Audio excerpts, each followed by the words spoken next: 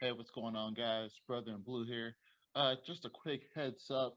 During this episode, our microphone actually the battery died in the middle of recording. So if you hear a little bit of an audio shift, that's why.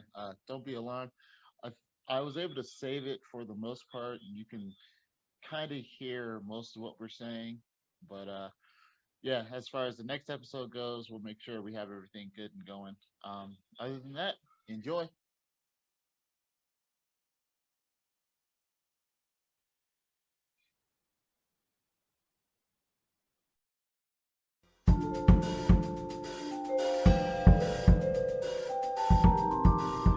Hey, what's going on, everybody? Welcome back to another episode of PK Vibes. I'm your host, Stefan, the brother in blue, and I'm joined by my co-host. Hi, I'm Faith Lene. How y'all doing?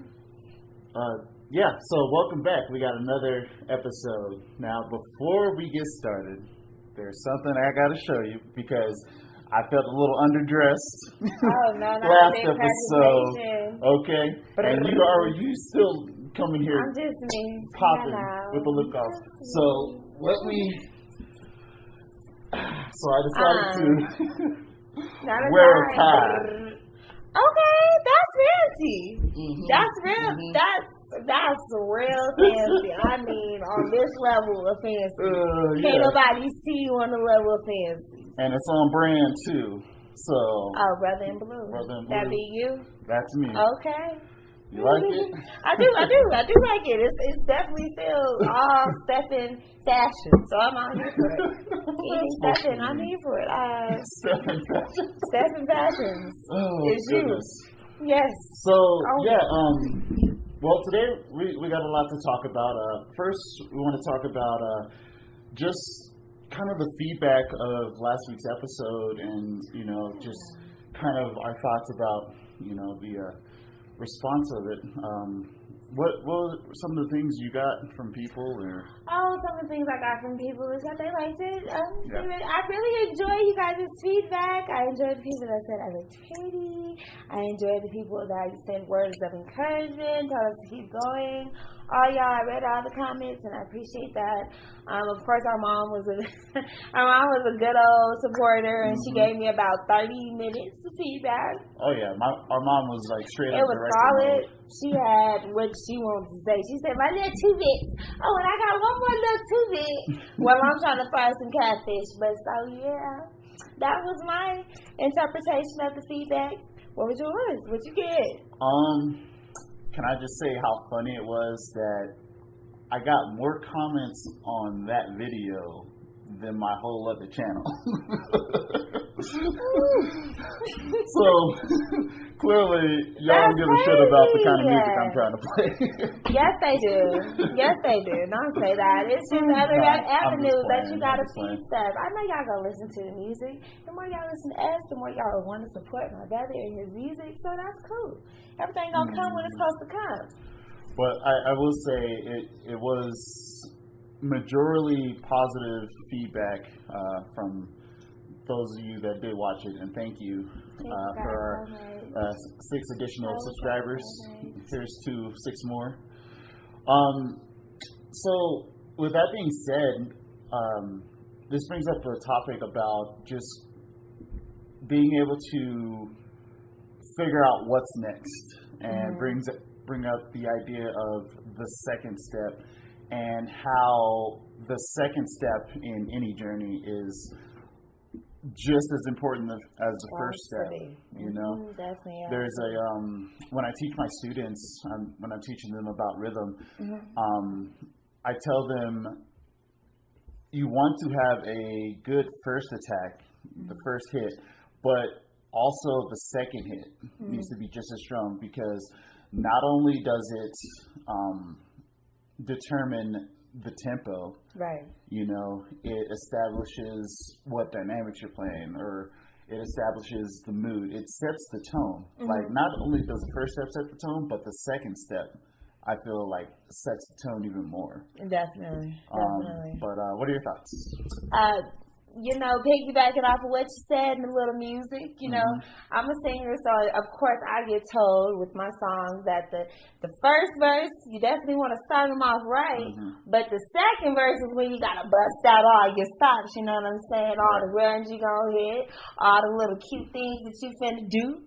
You definitely want to do that at the end or the second step, because your second step and the second verse, if you will, or the second set, if you will, it's like you're ready, set, go. You know what I'm saying? Right. Your first step is you're ready. You know what I'm saying? And that's set. I feel like those is combined. Okay. But your second step is that go. Once you feel like you can do it 2 times, it's a whole different type of feeling. You know what I'm saying? Think about it. You know what I'm saying? The first time you learn how to ride a bike by yourself, or the first time you went swimming or something.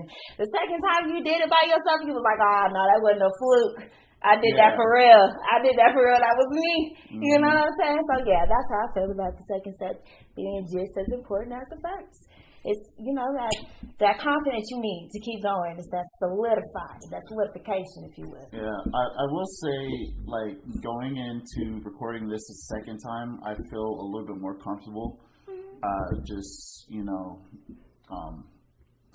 having a decent conversation about it, and just, even on the way over here, we just planned it out. We weren't really too... At least I wasn't. But we were too freaking out about it. We were just like, we're gonna talk about this today. Boom, boom, boom. Knock it out. And I feel like so far it's it's pretty smooth and things are working out so far. So yeah, my question is, are there other areas? And then you guys can answer this in the comments below. Are there other areas in your life where you felt that when you attempted it the second time, you felt more comfortable with it? Like, so the first go around didn't go as well, and then you were hesitant to try it the second time, and then the second time you did it, it went well? Let's see. Time for me. Ooh, let me think. I got a lot of times here. Oh, I don't know really. I'm gonna have to go with homework. That's all I got, because I was bad at homework. I don't know nothing. I was really terrible at the first time. I'm not trying to be cocky or nothing, but on the top of my head, the thing that I was worst off with, in my whole entire life, was homework. The only reason I ever got S is because I never did homework. I was good on tests, had no test anxiety. I could answer all the questions, but I was not a good homework person. I didn't learn how to do homework until I was in high school. If that counts as the second time. That's it. That's all I got. I ain't got nothing. I was not confident to do it the first time. I wasn't confident to do it. How people have test anxiety. Sure. I have homework anxiety. I feel like it's wrong. I feel like I can't do it, so I don't do it. So did you just sit at the table and was like, oh, homework? Yes. Oh no, I didn't actually. I just pretended like I didn't have it. Nope, I ain't getting no homework today. The teacher gave us a 3-day day. That's really funny. So I don't know if Mom ever told you the story when I was in first grade. And I was supposed to take some homework home, but I never did. Right, why are you talking about me? I was just gonna get on him, but I'm gonna let him tell on his own self. Nah, that's why I'm laughing, because you weren't good at homework neither. Well, nah, you right. You right. Don't try to fluff you right. I would take all my homework and I'd shove it in my little desk, my little cubby hole. I remember. You don't remember? Yes, I do, because we would go to the school and I would never forget. Mom would be like, you better clean all that out. All of it right now. I don't care. At the parent-teacher conference, another parent is going to come in. And she made him clean out his whole desk right there. And we seen all the homework assignments in the bag. We seen all of it. That was... I remember. That was another time. Wherever the time was, Mama did it. Yeah. Yeah, your homework will be in the bag, Stephanie. Yeah. But this time... Yeah, that was a story. But this time, because you was barely alive, because I was 6 years in, only child status, and then you popped in. But he prayed for me. Let it be known. Be careful what you pray for because he prayed for me. So, kept shoving my desk, shoving my homework in the desk, and I would have gotten away with it until like this one chick, I forget her name. We'll call her Carrie. We'll call so Carrie. It's nobody I know. But she saw me, wrestling everything, getting everything together, and she saw me. I put it on top of the desk, and she was like, "Yeah, keep your stuff." And I slid it in. She's like, "No, don't do that." And then I took it back up, and she was like, "Yeah." And then I took it, and then I shoved it in, and I was like, "All right, cool." So then my routine was like, I would shove it in my desk, tell mom I didn't have my homework, or I did all my work in school today. Whatever. And then come back to the teacher when she asked for it, and she'd be like, "So where's your homework?" And I'd be like, "Oh, so come to this day, that the day after Carrie saw me, and I was like, I forgot it. She's like, "No! This fool is a liar!" She didn't say fool. She snitched. She snitched. Carrie is a snitch. Snitch. Don't even worry about it. See, I had those snitches in my class too. Oh, Faith didn't forget her homework. I just heard her talking to so-and-so outside saying that she didn't do it. Did anybody actually eavesdrop on me? Okay? See, that's snitches. You get nowhere in life telling somebody else's business. Worry about your homework that you ready to hand in. And don't worry about nothing else. See, that brings up a good point. Like, when is snitching okay? You know? No, we know when snitching is okay. If somebody done killed your people, snitch. Right. Okay, snitch. At the workplace, I'm telling y'all right now, the Caucasian community likes to snitch, so you go on ahead and you snitch. Just snitch. You know what I'm saying? They're going to snitch to HR, so you might as well tell them what they're doing. Don't keep no secrets. Do the same thing. You snitch. That's when you snitch. Those are the two cases where you snitch. And sometimes it is black people that like to snitch too in the workspace too. We'll be fair. Snitch on them too. Before they can snitch on you. Snitch. Yeah. Other than that, mind your business. Other than that, mind your business. Like, you get nowhere. You get nowhere from it at all. And I just wanted to know, the people in class that always reminded the teacher the homework, why couldn't y'all just put y'all little homework assignment on their desk after class? After we all left, y'all could have got y'all little grade if y'all was so concerned. You didn't need to ruin it for the rest of us. Yeah, like, my grade shouldn't affect you. It shouldn't have. If you had your homework ready, you should have just gave it to the teacher after class. Anyways, so there's that. What about you? What about me? What was you not good at the first time you tried it? Then the second time you came back and you came back swinging. That is a great question. Because I'm gonna be honest, like, I've been dealing with a lot of. I didn't even realize this was the term until, I guess, recently that I learned about it. Is I've been dealing with imposter syndrome. You know, and it's just feeling like my efforts. Not my efforts. I always find myself comparing myself to other people, and so it's hard to think of a moment where, like, I feel like I really rocked the house. You know, the second time, like I still feel like I'm still on this long first step. Yeah. You know? I bet you on that. But maybe, I don't know, maybe I need to start thinking of it as the fact that there's progress being made. And that's also part of the second step. So, like, if there's an instance where I feel like there was progress being made,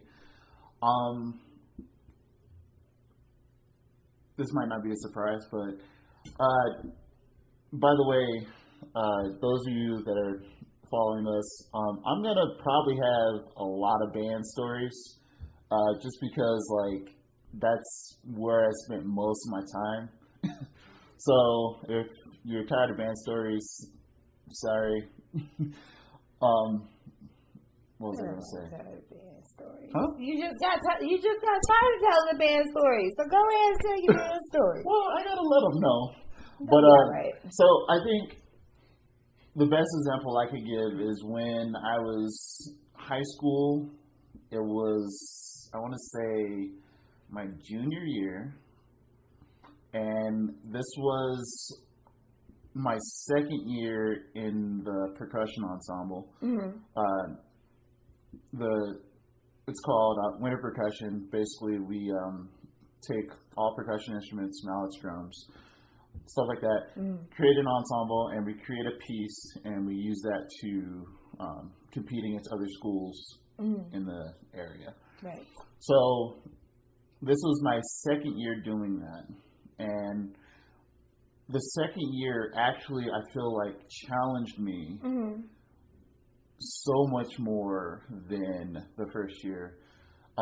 We ended up doing a piece that was performed 10 years earlier by a neighboring high school. That was at the time world class.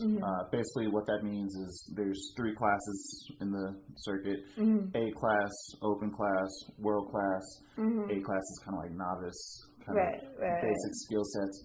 Open class, in between, intermediate, and then world class is like the best of the best. Like the trendsetters, really. So it was a world class arrangement of. In the springtime, when kings go off to war. Have you heard the piece? I actually have. Yeah, it's actually one of my favorite pieces by Dave Holsinger. I recommend check it out. Dave Holsinger, really nice guy, by the way. I reached out to him to. You got to. Well, I didn't meet him. I emailed him because I wanted to do an arrangement on my own. Okay. But anyways, I'm getting sidetracked. But yeah, we did the piece, and since it was so much more challenging, by the time we got to the end of the season, we ended up getting 3rd place out of 3 people. That's last place.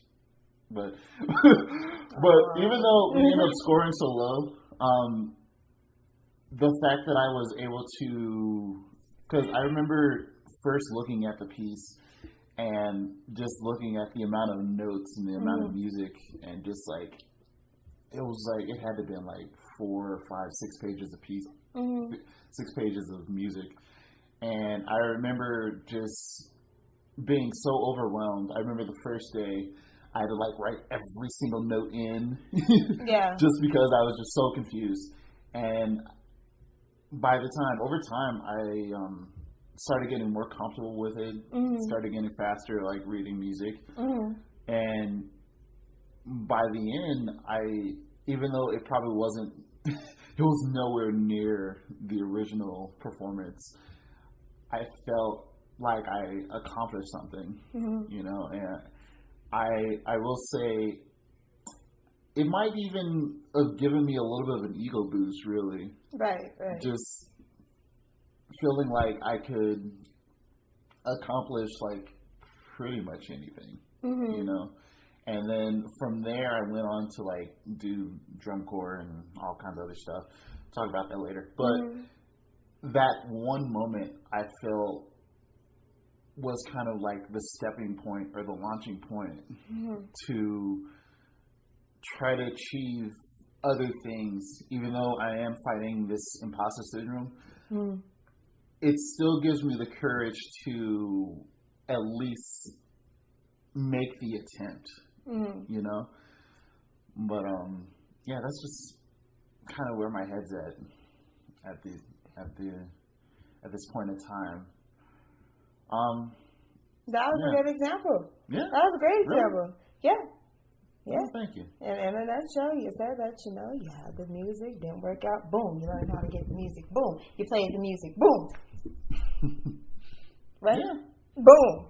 You did it. Well, speaking of music, I got something coming out. What you got? Got something coming out. What you got coming out? I said, what you got coming out? But so I put out an arrangement because like you guys learned last episode, I'm a little bit of a nerd. I made an arrangement of Sonic the Hedgehog, the Angel Island theme, the Act 2 theme, and I made kind of a mallet arrangement of that. So what was I gonna do? So I put that out, and it's funny. There was a cousin of ours that was like, "Oh, is Stefan a cartoonist?" When you're an artist, it's crazy how your family interprets what you're doing. Right. I know my other artists out there feel me. They always thinking something. Like, you can see. And then our mom was like, "No, he did some music." And she's like, "Oh, I didn't listen to the whole thing." I'm like, that's why you don't know. "Fam." That's why like, you don't know literally, what's going on. So, learning off of that, I decided to take everything I wrote and I learned everything. It took me probably like 3-4 months. Plus, I got a day job too. Mm-hmm. So I learned everything and I recorded it to the best of my ability. And I actually recruited the help of a young man by the name of what's his name? Stephen Pitchhorn. I apologize if I'm saying that name incorrectly. I'll put his stuff down in the description.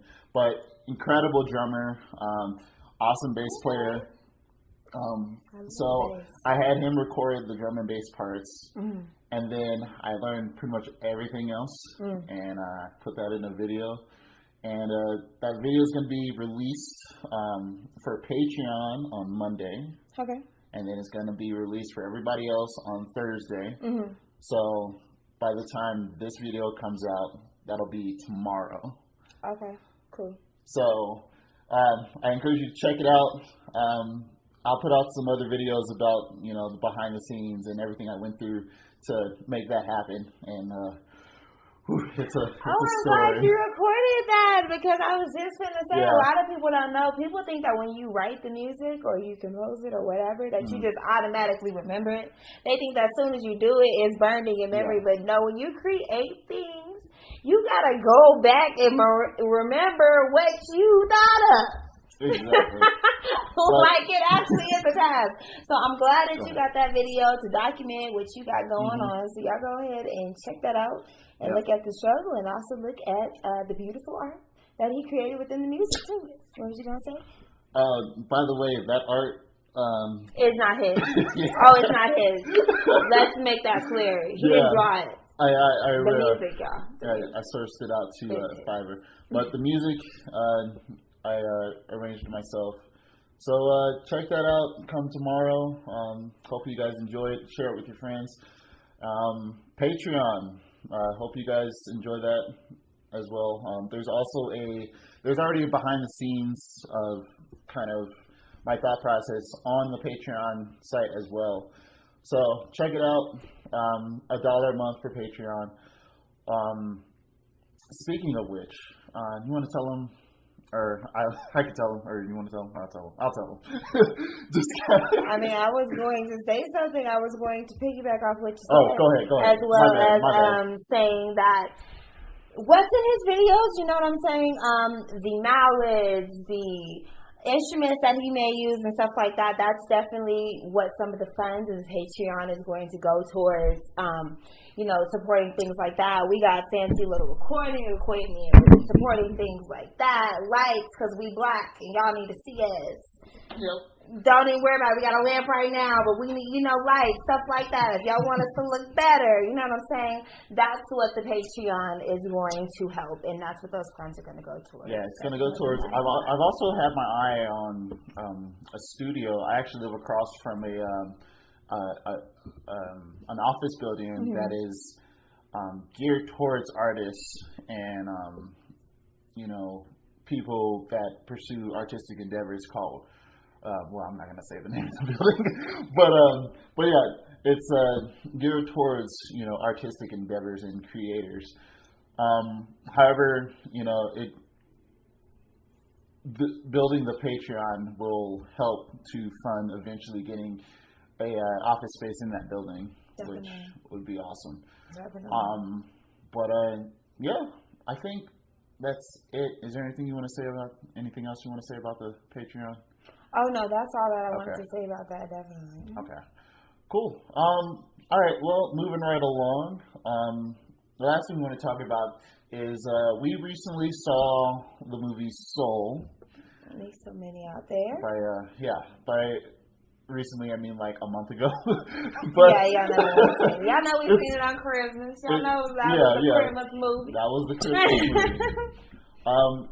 And well, first, before we get into really just breaking it down, what were your thoughts on the movie? Oh, my thoughts is I loved it.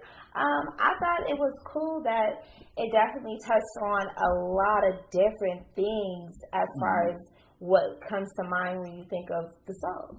You know what I'm saying? When you think of the soul, I think different people have different things that come to their minds. You got your soulmate, you got your soul purpose, you got your soul ties, you got your soul soup. I don't know.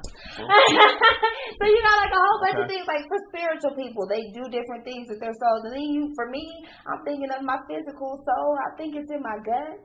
I don't know if anybody else feels like their soul is just down up in here somewhere. They always say that. Whenever choirs or whatever sing about it, they always like. Right, but you think you got the people that be trying to be like way too smart. They be like, your soul is actually up here, hiding behind the heart.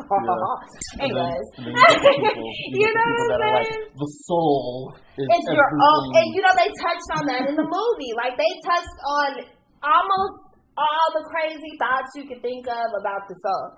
And so that's what I liked about the movie the most. Within that, I definitely noticed that there was some different thoughts of the movie. Of course, we're raised Christian. So we watched it with our mother, and our mother definitely felt like the soul. And I know a lot of other Christians out there feel this way, that soul belongs to God.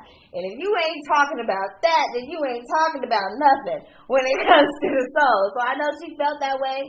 I know there's a lot of other people out there within the church, because we love God with all our soul. Boop. You know what I'm saying? And so we feel like that when it pertains to the soul, that's all that should be talked about. But we do have to keep in mind that we live in the real world, and there's other things out here, and unfortunately Pixar is not going to make a movie dedicated straight to us. So I appreciated that they made a movie dedicated to all, of course it was Black related, so I'm glad they made a movie dedicated to all the Black thought processes of the movie. And I like, most importantly, that they touched on, because when I'm singing, I feel like I go into my zone.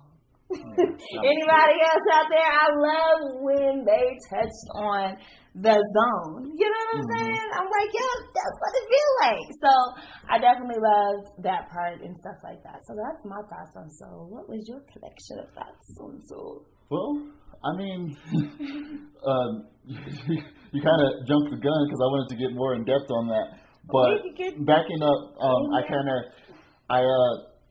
just talking about the movie itself, I loved just the story. I loved the premise. I love the animation. Like, oh my God, that is probably one of the most beautifully animated pieces that Pixar has put out.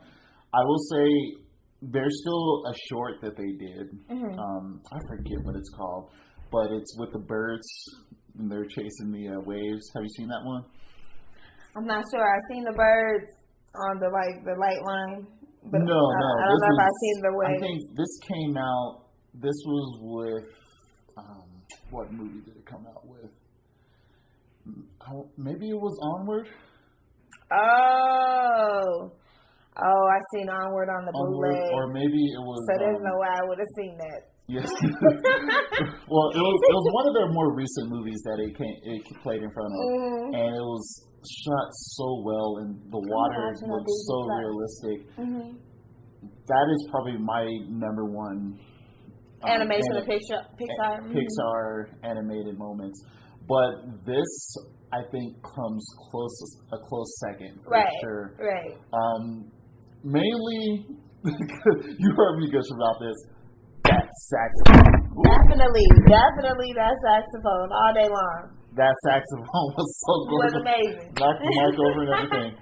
Like, that was probably, I mean, you didn't even see it that long. You saw it for like maybe, 5 minutes? Maybe less than that? Yeah, maybe in total. Mm-hmm. Yeah, but it was probably the most accurately and beautifully animated saxophones I have ever seen. And I was actually watching a video on my way to get you, is just the way they use lighting in the piece, and the technology they were able to use to kind of get the lighting they were able to get. Yeah. It was just so good. So lighting is lighting hard to achieve through animation? Well, I mean, figured that would be something that'd be easy. You just tweak it. Well, you can put lights in animation, but the trick is to make it look realistic and react in the way that it would in real life. Right. So you mean like the light fixtures? Light fixtures. The animation. There was one section that the guy talked about was how like small lights, how they illuminate small areas. Ooh. And how they were able to emulate that more. Oh, I feel you. Yeah, okay. And you know, this is how good Pixar is, because you know, you don't really notice these things in their earlier movies. Like, they didn't really implement that kind of technology until like Monsters University. Oh, really? Yeah. Like, see, he's an animation freak, y'all. I don't know none of this. I genuinely don't know none of this. Go on. Yeah. In case y'all didn't know, I'm a giant nerd. In case I didn't say it before. But yeah. So just the technology they used to emulate more realistic lighting, they didn't really implement until Monsters Inc.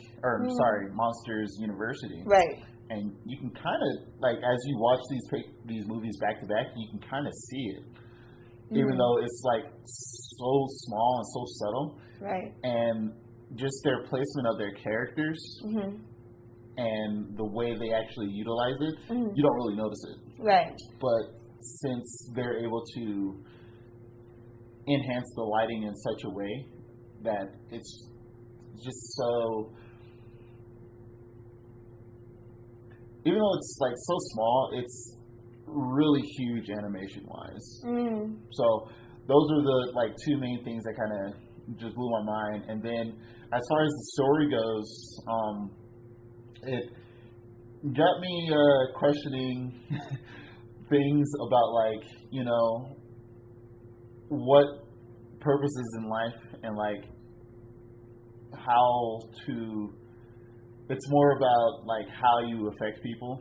At least that's what I got from it. It's, your purpose isn't what you do, it's more how you affect people in your life. And I just thought that was really interesting.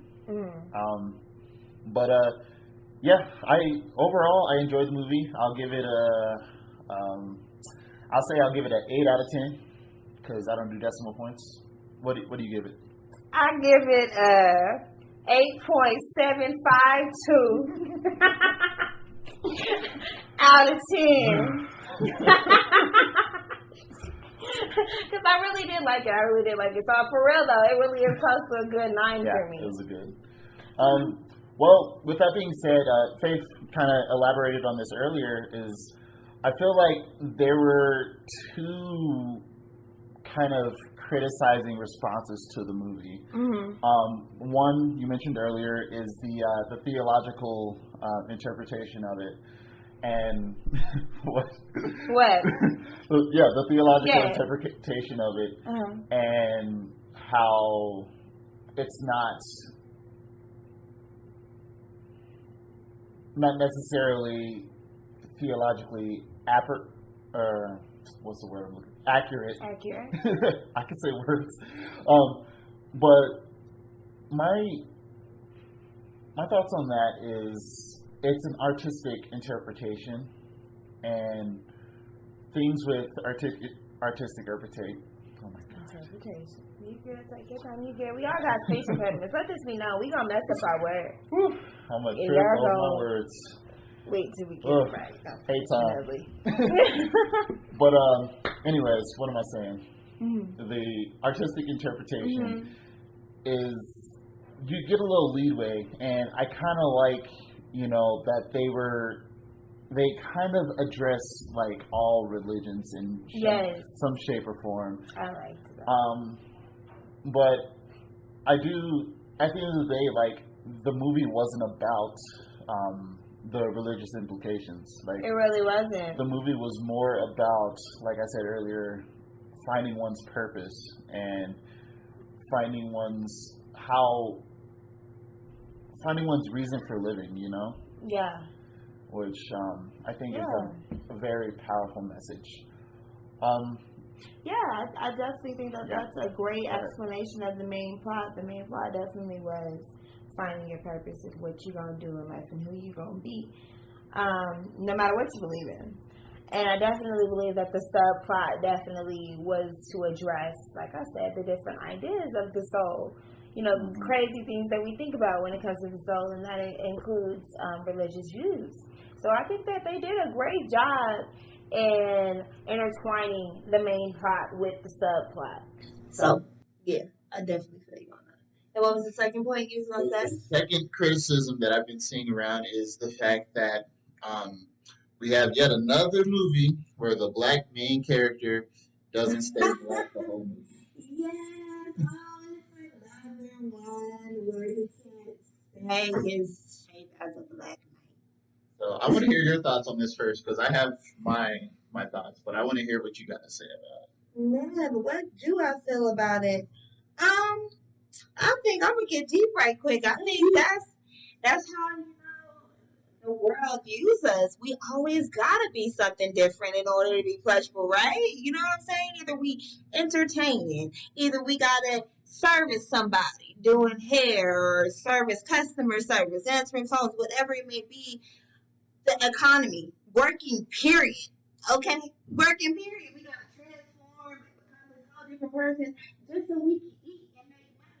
I think that's the black person period, as we just seen in the presidency. A white man didn't even try to change who he was to be pleasable to nobody, be pleasurable to nobody. Because that's not what they're used to really doing. Some I'm not gonna discredit all y'all, but I use the example I use, and he didn't really change himself to be pleasurable. So I think that in some sense, it is definitely a representation of us in America, and black people in America. We always have to change ourselves and distort to something crazy just to be pleasurable. Especially in entertainment. I know all the entertainers feel me on that, because they gotta be some outrageous, crazy person. You watch Jim Carrey and Martin Lawrence and them go crazy and having battles with themselves because they want to be who they are, who they were born to be, but at the same time, they messed around and created this character, and now they gotta keep being that. So I think that's what it represents. What do you think about the transformation of black people? I will agree that it's messed up that in movies past that the character, for whatever reason, like I feel like in movies past the story didn't really lend itself to the change. Like for example, the one that pops out in my mind the most is Spies in Disguise. I think that would have been a cool movie if it was just a black spot the whole time. You know, like I still think it would have had the action, it would have had the comedy, it would have had everything if with Will Smith's character stayed black the whole time, and he was pretty badass in that movie too. Mm-hmm. You know, Yeah, so I feel like turning him into a pigeon was like a huge left turn that didn't need to happen. I mean, I did it to the name, disguise, but I think the disguise could have been regular I'm a human disguises. It didn't necessarily have to be changing him into an animal. Yeah, exactly. And then another one that pops out is the Princess and the Frog. Granted, that's a fairy tale. Yeah. I tell people it's like, y'all, we can't exactly count that one because it's already a fairy tale. Yeah. And it actually is ours. It actually is ours. If you watch the Princess and the Frog back in the day, they tell it how it's an African folklore and how it was told through African communities down the line. I wonder if it's still around, but Grandma, did you ever watch the video? Which one? The Princess and the Frog video with Sinbad. That's what I'm talking about. Yeah. That's my favorite one. Y'all, that's what I'm talking about. Yeah.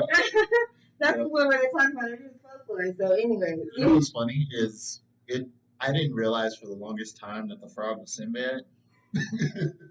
Really? Yeah. I was just watching it, and then I probably was like, I want to say middle school, high school. I was like, wait, that sounds like Sinbad. Yeah. Oh, that's funny. Another funny story about that video is, did I ever tell you I tried to do a book report? Really? You tried to do a book report? That was the video. I played the video. First of all, that book they was reading was a picture book. What grade did you try to do? This was second grade. Okay. If I didn't like it, I don't remember. I think I was like, I think I mentioned that I did it off of the movie. Mm-hmm. You shouldn't have did it because Yeah. it's a book already. And I had a black teacher too, so I walked up to her. I was like, "So here's my book report." And she looked at me crazy, and she was like, "A movie." You should have been like, my mama bought me the let's go. Yeah. So, But you knew you was busted. You was already busted because you knew you got it from the movie. but I got credit for it, but she was like, "Don't do it again." But anyways, Princess Frog, or what's it called? Princess and the Frog. Mm-hmm. I'm kind of in between on that one because of the twist. Like, yeah, they changed her into a frog. I feel I can understand because the original story is like 30 minutes long. Mm-hmm. And I think in order for time to expand it to a full feature film, they turned her into turned her into a frog. Mm-hmm. But at the same time, I feel like there also could have been a alternate route that could have been taken story wise. I don't know. And then, as far as Soul is concerned, honestly, I wasn't upset about it. Mm-hmm. You know, like I feel like even though spoilers, by the way, there's a point in the movie where his soul gets transferred into a cat, and there's a unborn soul by the name of 22. Their soul gets transferred into his body. Mm-hmm. And honestly, I wasn't upset with taking that route because even though 22's soul, what was I going to say? I feel like even though 22 is played by a white woman, the character of 22 wasn't a white woman. Mm-hmm. The character of 22 is an unborn soul, so it's neither a woman or a man or whatever. Right. So I feel like we were still able to see a black man on screen for the majority of the movie. And we were even able to dive into just that environment, like aside from the jazz scene, the barbershop scene The barbershop was, scene. you The know, barbershop scene and the scene where he went with the shop with his mama. Come yeah, on. very, I very can't heartfelt. tell you, that part really touched my heart because it felt like my grandma was with me. That reminded me of my grandma. Girl, come on in here. We gonna make you a dress. You gonna be ready to go. Yeah. So yeah, definitely those two scenes definitely exuberated Mhm. our culture. Yeah, it was.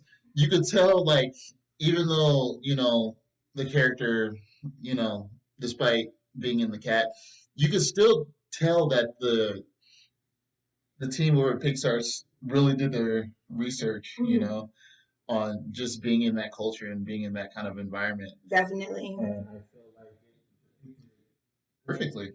If they You did know? their research, or I hope they just let us tell the story. Yeah. Just let the writer be a black person. Yeah. Well, you know what? You know? It's now that you say that, there was a co-director that was black man. I forget his name. Um, put it down in the comments if you remember. But yeah, he had a huge impact on not only just the environment, but just that whole atmosphere of the New York setting and just the characters themselves, how they Yeah, act and the mannerisms, definitely. and just making sure it was as authentic as possible. Which shout out to you, guy. I'm sure I can look it up. But but yeah, um, but yeah, I don't think a lot of people might not agree with me, or wait, I think a lot of people might not agree with me as far as my view on just the majority of him being black the whole movie, which I can understand. But for me, I was I was still satisfied with we were still able to see a black man on screen, even though his soul was an undead or undead unborn And human. his voice eventually changed, or his character, if you will, changed into an unborn soul. But Yeah, he was still, as a picture, a black man. yeah, And they only really showed him as that little blue blob 3 or 4 times, if you really think about it. So yeah, I feel you yeah. on that. I think there was a good balance, a good mix between Little Blue Blob soul and his human body. So I think, yeah, overall, I recommend check out Soul. Let me know if you've seen it already. Let us know what you think down below. But yeah, that's pretty much it. Thank you. Yes, thank you for making it this far. We tried to make this episode a little bit longer. As you can see, my stuttering got a little bit more frequent. Just Oh, you were gonna be all right. Y'all gonna see me cut up one day. Y'all got impediments. What it is. I think the longer we try to do more of these longer episodes, and just the more we can build our endurance and getting things more cohesive, more topics we can throw in there, which would be awesome. We also extend that to you guys. Any topics you want us to talk about, anything in the news? Well, I mean, I personally don't really want to talk about a lot of news things, but if there's something that you feel we should cover and talk about, by all means, let us know. And we're gonna see if we're gonna talk about it. See if we're gonna talk about but it. let us know. Definitely let us know. We want to hear from you. And we'll let you know if we can't talk about it. I'm gonna let you know. We chose not to talk about it. Yeah. But let us know, definitely. But if there's anything else you want to hear us talk about, if there's anything that stood out in today's episode, let us know in the comments below. Be sure to subscribe to the channel, like the channel, share it with your friends, subscribe to the Patreon. It's just $1 a month. With $1, you can get pretty much everything. I know there's like the 2 top tiers where you're allowed voting rights and voting suggestion rights. because I ain't trying to get everybody's ideas as far as music goes. The podcast, throw your ideas in. But yeah, so $1 a month if that sounds like something you're interested in. If you like what we're building here, awesome. Is there anything else? No, nothing else for me. I appreciate all the support, all the love. I see y'all. Y'all see me. Well, All right. we. See y'all All right. later. Until next time. Bye bye.